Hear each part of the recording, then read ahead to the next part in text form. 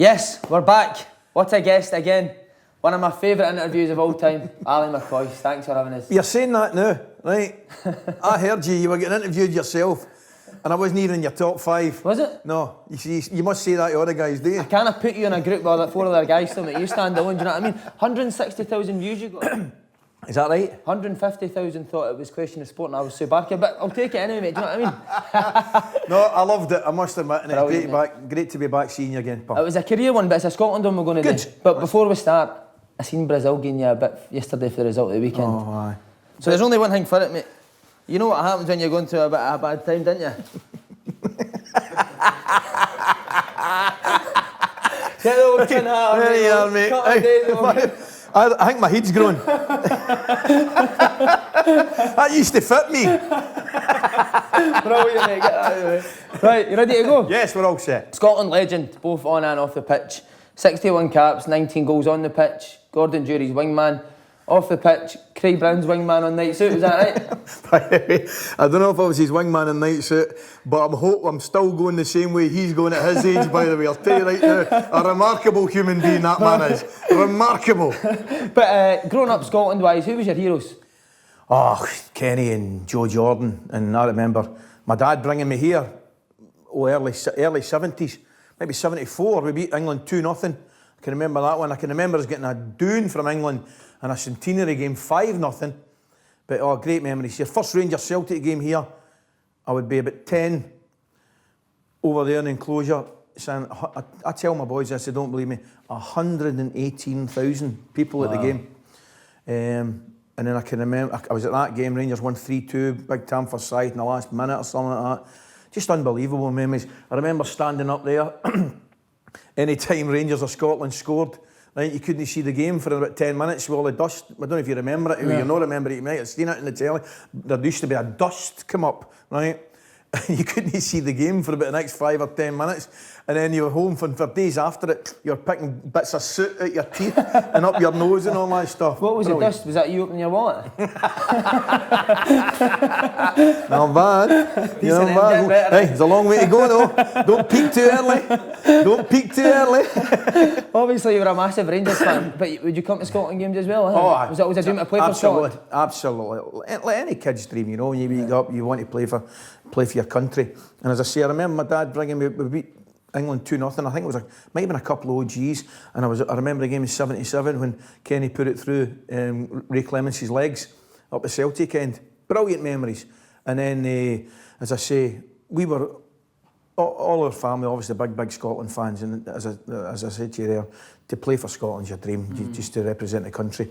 And as I say, coming here as a kid. And it's funny, because Friday night, the Belgium game, it's the same thing. We're coming, I think there's a bus coming for the village, and there's about 8 or 9 kids coming, probably about the same age I would be. 8, 9, the younger ones are 8, 9, 10 years age, and we're bringing them out to the game. And for a lot of them, in fact, for most of them, if not all of them, that'll be their first experience at Hampden watching Scotland. So it's great. Brilliant, eh? 23 you were when you first got called up. Can you remember it? Can you remember getting told? Aye, I can actually. It was a game in Eindhoven against Holland. I made my debut, and it was tragically, obviously, after I think Big Jock had passed at Cardiff, and Alex Ferguson, I think Walter Smith, and I can't remember who else. Somebody else took the team or took charge. Obviously, in the aftermath of the tragedy down in Cardiff, and I get the call up, and I was absolutely delighted. Absolutely delighted. You can't get much tougher debuts playing Holland and away from home, and I think we drew nothing each. Who told you you'd been called up? How did it work back then? I think, if I remember correctly, it might have been that time. It was probably Jock Wallace, because I remember Jock Wallace having a fallout with Fergie on the phone for Fergie not taking me to the World Cup in Mexico in '86, because I'd done all right, scored a few goals, and I went up. Big Jock called me up to his office. And only the way Big Jock Wallace, phone call for you, right? And it was Sir Alex, right, to phone me up to tell me the news that he wasn't taking me to the World Cup, right? But if there's any call-offs, you know, and I went up, and thanked him, obviously unbelievably disappointed, because that was another World Cup I should have been at. But anyway, that's neither here nor there, right? So I thanked him very much. And I always remember handed the phone back to Big Jock Wallace, and Big Jock giving Fergie an earful. He should be taking the boy. Slams the phone down. You know what I mean? Brilliant. As disappointed as I was, I still laugh at that story, you know. Did you not tell us before that Fergie never took you to St Mirren, was it? Aye, absolutely. Had been for you back in, didn't it? Aye. The more I think about it, and everybody talks about being a great manager. What about those two for mistakes? Imagine not taking McCoist. Nobody talks about his mistakes. You know what I mean? I think he's got away with homicide, actually, to tell you the truth. See, in your debut for him though, could you see in that one game how good he was? Oh, aye. What was it? He had just ability, man. It was just something special. You know, you can tell. You can tell, man. Just you know what it's like. You go in a football park, and you can feel and sense brilliance about you. You know what I mean? It's the same with boys like Gascoigne and Laudrup in particular, you know, and you can feel it, you can just sniff it out, you know. See, when you were a striker and obviously you're a goal scorer, do you always feel under pressure to score? Even your debut, do you think, I need to score here? Aye. Any time, absolutely. Because there's a ruthlessness and a stroke selfishness that all top strikers, I'm not saying I was a top striker, but all top strikers have, whether it's Shearer and boys like, I mean, you look at Shearer, right? Shearer just wanted to score goals, right? That was his job. Michael Owen, same, top finishers, top. And there's a single-mindedness that I think you have to have as a top striker to take chances and score goals. Not to the detriment of the team, I hasten to add, but top strikers, a lot of strikers will feel they've not done their job if they've won and they've not scored. Right, because the team's the most important thing, I get it. But top strikers think they are effectively judged on their goals. When you first went into that Scotland team, was there guys that you learned off in the Scotland team, strikers-wise? Simon, man, I look at the boys that, you know, in and around that team at that time. I think Big Joe Jordan was just finishing. Kenny Dalglish, man, Stevie Archibald, you know, Maurice Johnson, Frank McAvenny, Charlie Nicholas. I'll not ask you what Frank taught you. Brilliant. Frank, I think you'd be surprised. I think I taught Frank one or two things. But anyway, brilliant talent. You know, those boys are Graham Sharp, Speedy, boys like that were playing at the top level, you know, in England and indeed Scotland. Sadly, we don't have that at this moment in time, but that was the competition that we were up against to try and take it into the team, you know, and it was extremely difficult. And then you look at somebody like a brilliant striker up here would be wee Robbo, probably, you know. John Robertson, and probably didn't get the amount of caps he deserved, you know. Wee Robbo was a tremendous goal scorer, and I played up front with guys like Wee Robbo as well. So, but at that particular time when I was fortunate enough to be breaking into the national team, I mean, crikey, like I said to you, the competition and the names of just would walk into any team in any national team in the UK, whether, you know, as I say, it was Kenny and Stevie Archibald and boys like that. I mean, Stevie Archibald's playing with Barcelona and things like that, you know.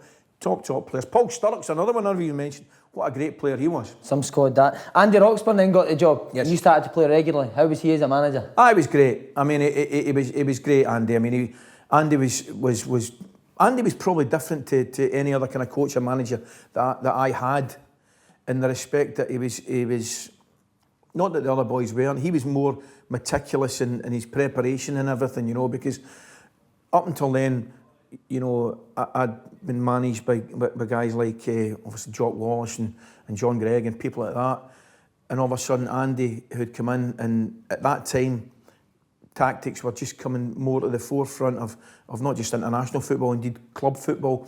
And Andy was very, very forward thinking, as I say. He was meticulous in preparation, set up and set plays, and whether it was the shape of the team and all that stuff. So, no, Andy was very, very good. And I should say, you've got to remember, at that particular time, you know, we were qualifying with the World Cup in '86, with the World Cup in '90, you know, with the Euros in '92. We never made '94 World Cup.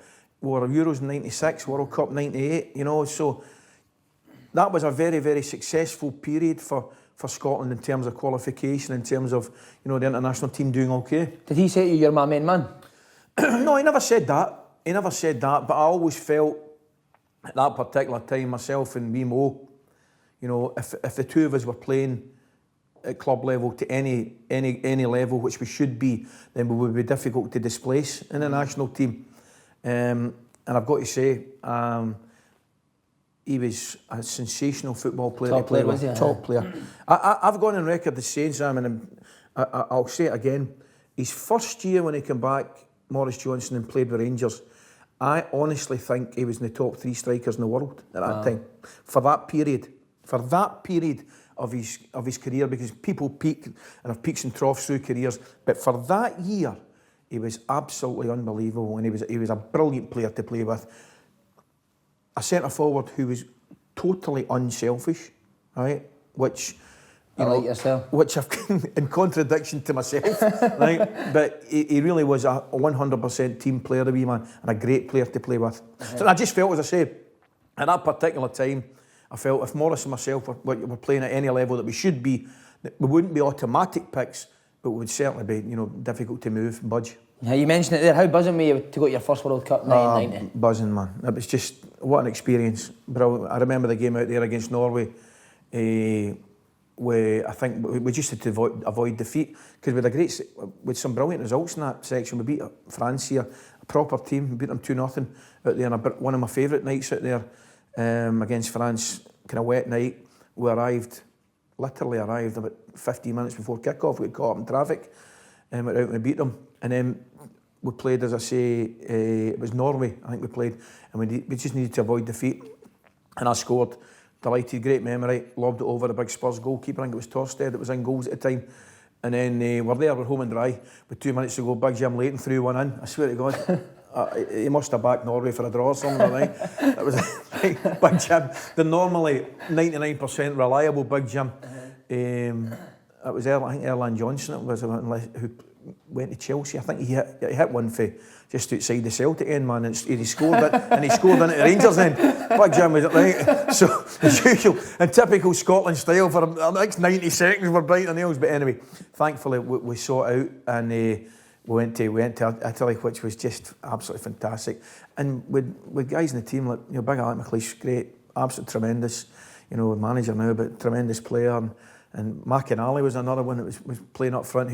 What a career he had! Celtic, Aston Villa, Bayern Munich. I don't know if you know, he played with Bayern Munich. Well, in Germany, oh, big shyness. Brilliant. See how you're talking about all the players. Was the spirit in the squad? Spirit was brilliant. Who were the main men? Oh, McInally. Was he funny? Oh, he's funny. He was. I'm telling you right now, Simon, brilliant. You couldn't knock him down with a demolition ball, right? Fearless, right? I roomed him in the World Cup. You don't know this story? No. Oh, you wait here. I'm rooming him with the World Cup, right? So we're taking our bags, we're all excited, World Cup, on you go. We're getting our identification and all that stuff, our passes. So we check into the hotel in Rapallo, right? So we get to the door and he goes to open the door and he closes it again. I goes, what are you doing? He went, I looks at me. He goes into his bag, right? Gets a big photograph of himself, right? Big sticker with the Bayern Munich strip, licks it and goes, sticks it on the door, right? He said, I want everybody in this hotel, he says, to know where Big Jake for the München's living, right? For the München. So he sticks a big photograph of himself on our door, right? Brilliant, absolutely brilliant. So I need to tell you, we're doing for a team talk. Andy and Craig Brown's reading out the team, right? So they did it strange. They took the goalkeepers, told them who's playing, took the defenders, told them the defence. So he takes the 5 forwards. So there's me, Big McInally, Wee Mo, Gordon Jury and Robert Fleck. So I've scored the goal at Scotland there, Wee Mo firing, I think, certainty to start against Costa Rica, certainty.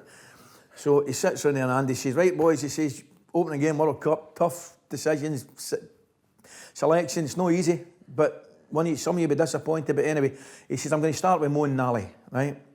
And he says Nally, but I think he says Ali, right? So I'm thinking, that'll do for me. It's lovely, right? So I'm going, right, okay, but right, bump. And I can remember now thinking, Craig Brown's looking across the table, and he must be thinking to himself, Christ, Coisty's taking this hell of a while, you know what I mean? so anyway, eventually, he says Nally again, right? And I went, he said Nally there. So this is a lot. And then he says Nally. I'm like, I'm not playing. I can't believe it. So I'm devastated, right? Devastated. So usual, what do you do when you're devastated? Straight up, you phone your dad, don't you?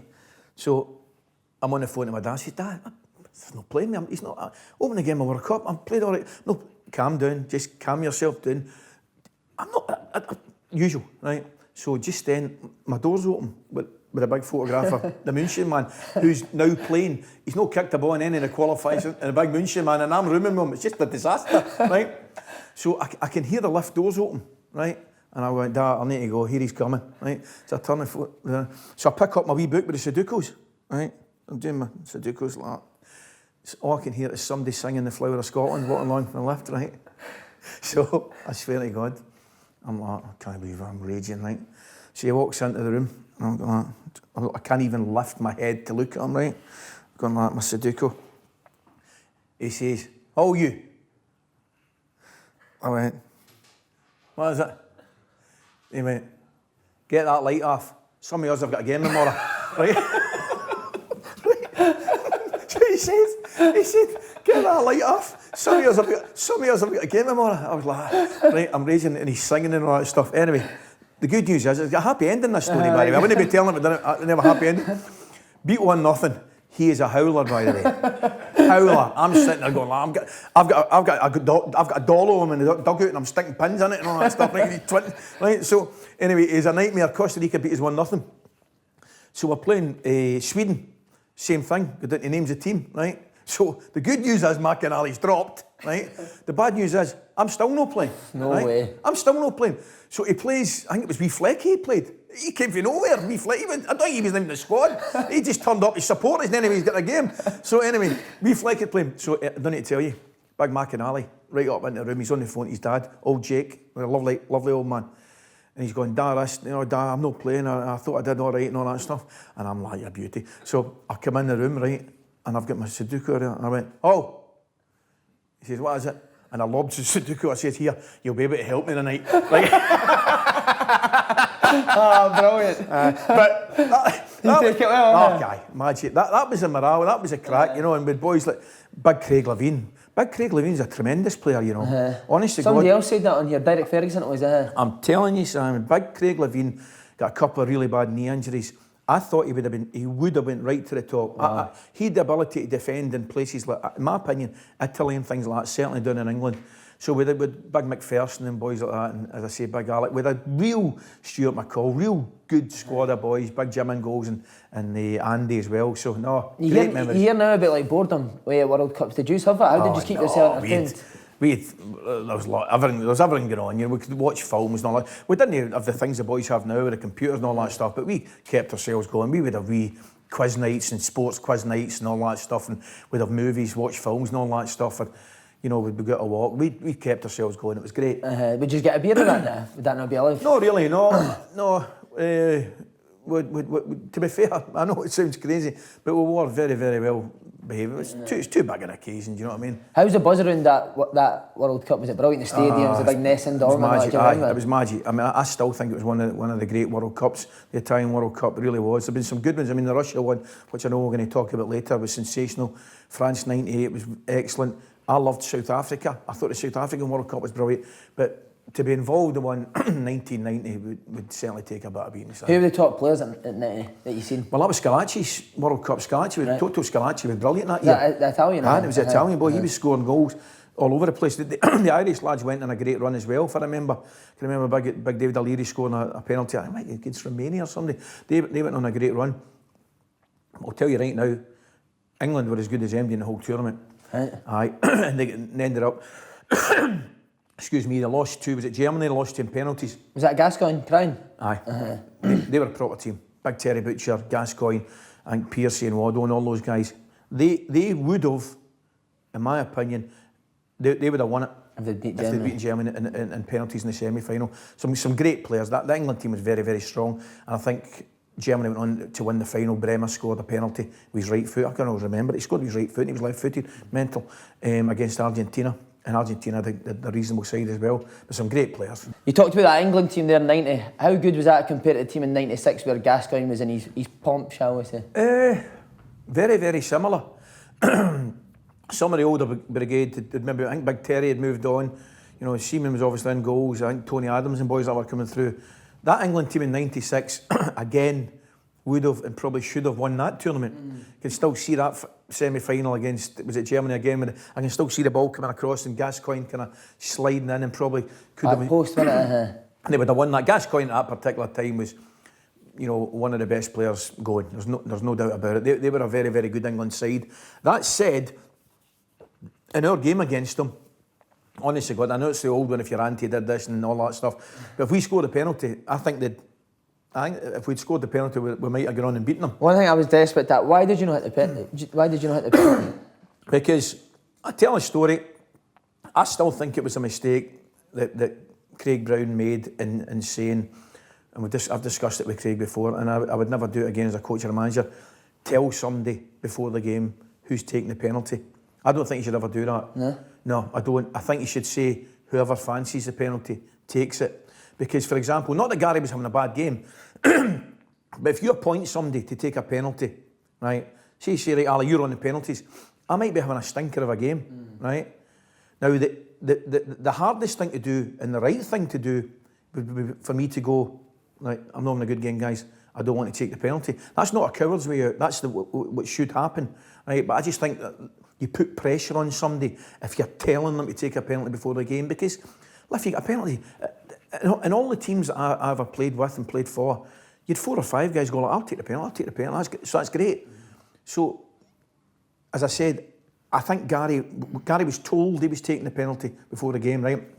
Listen, Gary could have scored it, I could have missed it, John Collins could have missed it, these things happen, but I just think, and there'll be people disagree with me, I just don't think you say to somebody, it's different for a free kick, you know where you're going, set plays, you mark, that's my job and all that stuff, but taking a penalty, you know, should be left to somebody who is playing well and really, really confident about taking the penalty. It's without doubt, you know, my biggest regret probably in football, not taking that penalty. Really, yeah? Aye, without doubt. And by the way, I could have missed it as well. I could have missed it as well.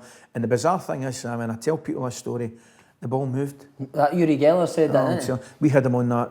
we had him on that talk sport, Uri Geller, right? Honestly, God, about 2 weeks ago, right?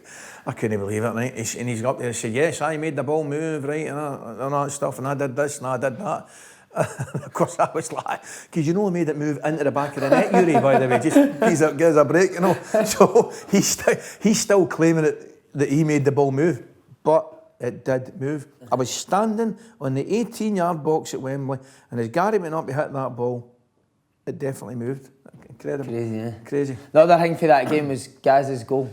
Sent Henry for a hot dog, didn't he? Oh, bad. How good was that goal? Colin. What are you doing, Colin? Pair of high heels on the head, wasn't it? Oh, man, he was like dancing on ice, a big fella, wasn't he? Were you with Gascoigne Rangers at the time? Aye. Would you noise each other up on the way up to the game then? Oh, aye. Noise each other on the way up to the game. I mean, I've still got his jersey for that game, and I think he had 2 jerseys. He gave one to Stuart McCall for his son, he gave one to me for my son. But I'll tell you a story about that game. So I hate it. Brilliant. Go for it. Do you know that goal was that brilliant? Gascoigne never mentioned it to us, and I'm deadly serious. See if it'd been a tap-in, if a goalie had made a save and he'd knocked it in for half a yard, he would have made our life a misery for the next 5-6 years, right? But because it was sheer brilliance, I think even he knew it was brilliance. I'm not saying for a minute he was embarrassed, but he didn't want to lay it on thick because it was a bit of genius. It really was. It was a bit of genius. But by Colin, man, what are you doing, Colin? I think you said it was in his eyes, isn't it? But you scored against Switzerland in a major tournament. That must have been a great feeling. Okay. It's a great goal as well, wasn't it? It was a good strike. Belter. I should have scored actually before it as well from a corner. One get knocked across. I should have scored it for a corner, but it was knocked into Gary and Gary McMack. It was a brilliant. It was a 3 or 4 yard pass, but it was tremendous because he just threw the boy and he just rolled it there, and I didn't have to break my stride, and I just hit it, and it was magic because as I hit it, I could see it start outside the post and it flies in, and there's a wee guy, Fisco Bride, that I used to go to school with behind the goal, Ian Buchan, Bukie, right, and I can still see it in the camera. I can still see him jumping up and down behind the goal. Amazing, It was brilliant. But we lost out on, was it Holland scoring a goal? Holland scored. How sickening was that? That's just Scotland, you know, it's just Scotland. Because we got to the stage, if England had kept it 4-0, we'd have qualified with England. And it'd have been, we probably deserved it and warranted it. But I think Big Dave, I was winding him up as well, Big David Seaman, he was on the radio as well. And it was Clivert hit one, and I think it was about the 88th minute. And I think it went through Big David's legs. And of course that goal meant that we didn't qualify, which is amazing. Another hard luck story from Scotland. See, if you did go through, do you think you could have went far in the tournament? you're taking your chances. I honestly believe it. Was that a good team that year? Aye? Oh, aye, we had a good side. We had a very good side that year. I mean, and when you reach the knockout stages of that tournament, you might not be getting into the game as favourites, but you take your chances. You absolutely take your chances. As I said, there was nothing in the England game when they beat us 2-0. And they ended up, they probably should have won it, because they garnered a bit of momentum. Very unlucky not to win the semi-final. So my point is, we wouldn't have been favourites, but would have taken our chances and fancied it, yeah. So France 98, never called up Alex Ferguson at it again? Ah, definitely. He's never admitted it, but I think he phoned Craig Brown. I think he phoned Craig Brown. I need to chin him about it. He said, Craig, you can't take him.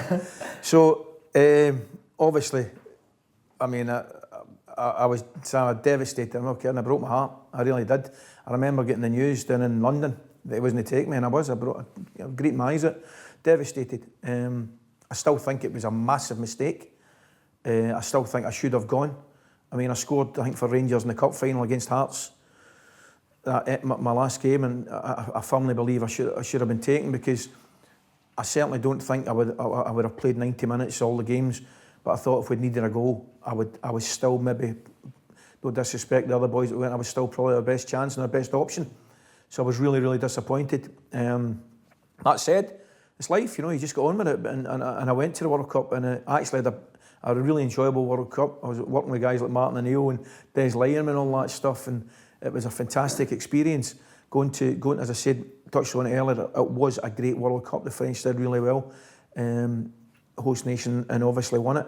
But in terms of the disappointment, that would have to be, the biggest disappointment in my career. Was it explained to you why you never went? Not really, no. Which probably makes it even harder. Aye, listen, I know what it's like being a manager and coach as well, having to pick teams and pick squads. I have spoken clearly to Craig since, and he has said to me he thought it was a mistake now. And I do appreciate him for saying that, I really do. It doesn't soften the blow that I didn't go, but it kind of backs my own theory up that I should have gone. And it does make me feel slightly better, although it was still, without doubt, an incredible blow. Just last question on the playing career. Who was the best you played with in the Scotland teams? Wee Mo at that particular time. Wee Mo, I tell you, Paul McStay, a great player as well. Right. I mean, I really enjoy. I think I said to you last time we were speaking, Paul McStay was a terrific player, absolutely terrific player. He was great, he was excellent. But in terms of striking partner, it'd have to be Wee Mo. Wee Mo, as I said, for a couple of years, him and I have played up front. Some great memories, beating France out there and things like that, and at that particular time, that period, he was in fire, the wee fella, fire, and a great player. But I mean, we had a proper team, with Muller McLeish at the back, Andy Gorham, Jim Leighton, Richard Gough, top players, absolutely top players, very lucky. On to the coaching. Walter Smith asked you to be a coach for him. How happy were you to take that job? Oh, son, I was brilliant. I went for a bit of lunch with Walter. He said, I need to talk to you. I said, sure. And he got the job. He said, you fancy coming international set up with me? And I went, absolutely. And I genuinely thought it'd be with the 18s or the 21s. Yeah. And I said, what have you got in mind? And he went, oh no, with the team, the national team. He said, I want you and Tam to be my assistants and help me. And I went, are you kidding me on? I said, absolutely. It was absolutely fantastic. It was great, it really was. And a wonderful experience. And at that particular time, with a great spirit and a great team. And I just thought, it was great to be part with a wonderful team on the park. But with Walter being head coach and manager, and myself and Tam, with a lovely blend of everything round about it, and it was great. All the boys in the squad, you could see they were actively enjoying coming to training, coming to the set-up, and enjoying playing. And that hadn't been the case for one reason or another previously. So, there was a bit of work had to be done. And I remember Walter taking us, we went down south to a place just outside Manchester, and on one of the breaks, and he just got the whole squad together. And I think he took about 40 of the lads down and just had a chat with everybody and what's required, and where we've been, and more importantly where we want to get to, and how we're going to achieve this. And you could just feel a wee spirit getting together, and that was a good side, and great great days with Tam. And what did you think when you seen that draw, France, Italy and Ukraine? Oh, wow. Must have been shitting yourself now. I mean, that was unbelievable. I mean, never mind France and Italy, Ukraine were some side. They had Shevchenko and boys like that. They were proper team. And at that time, do you know what I think? At that time, Italy were the world champions, right? Because they beat France in penalties, I think, in the final. Was it 2006 they beat them in the final? I was at the game in Germany. But I think it had just turned a little bit. And I think at that particular time, I thought France were actually a better team than Italy. You know, I really did. Two of them, with the two of them, and then the Ukraine. And we played the game out there, and Gaz Caldwell scored, right, to put us 1-0 up. And by the way, they absolutely battered us, right? I'm telling you, from start to finish, battered us. And we were hanging on. And do you know what I remember about the game? See, with 5 minutes to go, 10 minutes to go, we were launching it into the stand and over the stand, right, as far away as humanly possible. And the crowd were all cheering. Right? If we scored a goal, they were cheering. But that result, when we beat France, was sensational. And of course then, Big Alec actually took the boys to Paris, and wee Faddy scored the goal and won 1-0 over there. But the game against Italy here as well, where I think we should have been given a free kick. But at the same time, see if people forget, see if you look back, I think wee Barry might have been offside for our goal. Right. So it's kind of swings and roundabouts. Do you think if you and Walton at that stage you'd have qualified? Oh, I don't know. I really don't know. It was, you know, regardless of what a lot of people think, it was really hard to leave at that particular time. You know, the only reason we did leave is because of where we were going. We might have, you know, we might have. But I think to qualify from that group would have been a quite incredible achievement, because as you've rightly said, never mind those two teams, the Ukraine were pretty special side as well. I think we beat them here, and I think the Ukraine beat us over there. So, but that was a good Scotland team. And again, nearly but not quite good enough. What players impressed you for that team? Ty Caldwell's attitude impressed me from that team. You know, I've got to say, Kenny Miller up front, you know, we scored. He had a magnificent performance against Italy out there.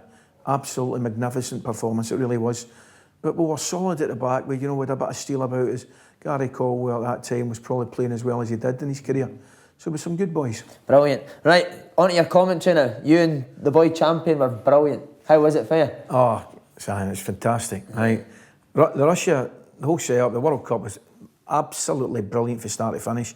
A lot of people were sceptical about it, and myself included, because I didn't really know what to expect. And a lot of the boys, like Wrighty and boys like and Alan Shearer, they stayed in Moscow and they were based in Moscow. And that was no bad thing, because Moscow was a brilliant place. It was stunning. But at the same time, we had an opportunity. I mean, we went to St. Petersburg, Samara, you know, Sochi, Nizhny Novgorod, Kaliningrad. We went to all these places, and it was magical. The whole thing, organisation, the Russians, Simon, they did it unbelievably well. I don't doubt, I think Mr. Putin said a word with somebody, right? Because the whole thing went incredibly well. No trouble at all. You know, you see all these nutcases, the Russian nutcases, you see them in the YouTube and all that stuff. They must have been sent away a wee holiday somewhere, right? Because we never, he said a word. I think a couple of doors have been knocked. Oh, right. Few quiet words in their ears. Here's what's happening for this World Cup, lads, right? And to be fair, they've took his advice, because there was nothing. People, brilliant.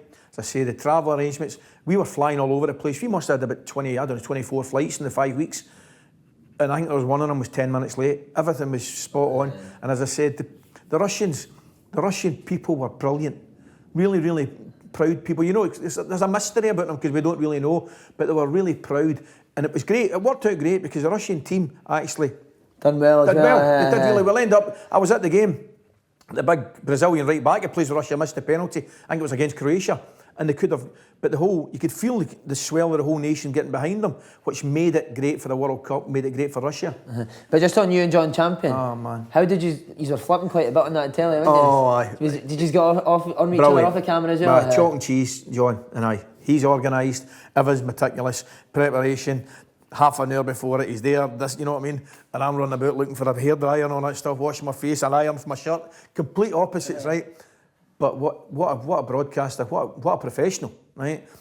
I mean, the boys wouldn't realise the amount of homework and preparation that goes into it. I mean, we would fly, for example, we're flying to St. Petersburg for a game on the Thursday night. We'd fly Wednesday morning. You wouldn't see him all Wednesday afternoon in his room. Notes, everything, meticulous. He'd phone you up and say this, that, next thing, he'd give you a wee head steer. He played there, you know, the boy's been injured, but he got booked against that. I mean, incredible knowledge. And obviously, we as co-coach, we've got to do our homework, you know. But, you know, nothing like the preparation that he does. What a pro. And a great lad to be with, you know what I mean? Great lad to be with. I mean, we had some great crack. We'd always go out for dinner after the game if we weren't flying home. But before the game, honestly, because we were playing again, he was like, you're allowed one beer, one glass of wine, that's it. You know what I mean? So is he like that? I was waiting, going to the toilet. I was giving it on that stuff, you know, as you do, you know what I mean? But no, he's great pro. By the way, you came out with a few belters. Kazan has come a long way since it fell to even where did this come from? Well, it ended up, we're up in Kaliningrad, and we went out for a walk in Kaliningrad the morning of the game. And he loves a walk and he loves a bit of history. And he said, come on, I'll go. So I went with him and he's got me looking at this, honestly, this 14th century church and all that stuff. And the big statues of the Teutonic monks and all that stuff. And he's sitting reading it and I'm watching him and he's right into it. And I thought, I'll have some of that. So we're looking about it. And it's just a throwaway line that day. I said, well, you've got me looking at the Teutonic monks and all that stuff. And it just grew from there. So we're sitting at that particular game in Kazan. And of course, I was doing my homework in the game, but I thought, I can just have a wee look at Kazan, a bit of the history and all that stuff, right? So let's go to the stage. I'm praying for somebody to get down injured so he can come to me and talk to me about anything other than football, right? So the goalkeeper got down injured. I'm licking my lips. I went, here we go. Right? So he says, Ali, he said, Kazan, your views on Kazan? And I said, I couldn't stop myself. I said, John, it's funny you should say that. I said, it's come a long, long way since it fell to Ivan the Terrible in 1452, right? And I've looked at and I can see his wee shoulders. I can see his wee shoulders just got like that. We play Albania on Monday night in the Nations League. Correct. With a chance to qualify for the Euros. Can you give us an idiot's guide to it? Well, I've got a perfect audience for a kick-off to give you that, right? So this should be remarkably easy, right? Go for it. Right. If we win the section, Simon, right, you're listening carefully. Go for you it. You need to throw a double six to understand this, right? If we win the section, we've automatically got a playoff place to qualify for the next Euros, right? Right. So that's what we should be setting out to achieve clearly against Israel and Albania. If we top that particular group, 4 games, the very least we are getting is a crack at a qualifying game to qualify for the European Championships. If we don't do that, I won't go into it, but we've still got a chance of qualifying through the league qualifiers. Right. Don't laugh at me, I'm concentrating. I'm trying to explain this. You're doing great, mate. If you've noticed, I'm doing it slowly for you as well. Right. So the fact of the matter is, if we can top the section out the 3 teams, Israel and Albania, we are guaranteed a playoff place. So if we don't finish top of the group, we've got no chance of qualifying? No. Allow me to explain this, Simon, if I may. If we don't finish top of the group, we then get into a normal section of our qualifiers. And if we top that, we automatically qualify. Now, if we do top the group with Albania and indeed Israel, and then we go on and finish top of our qualifying section, we automatically qualify and somebody below us takes our position in the playoff. Got you. Yeah. So effectively, it's impossible not to qualify for the next European Championships from where I'm sitting. But we'll find a way. Come on, lads, let's do it. Got to do it. Ali, top man. Great to see you, partner. Enjoyed it. Cheers.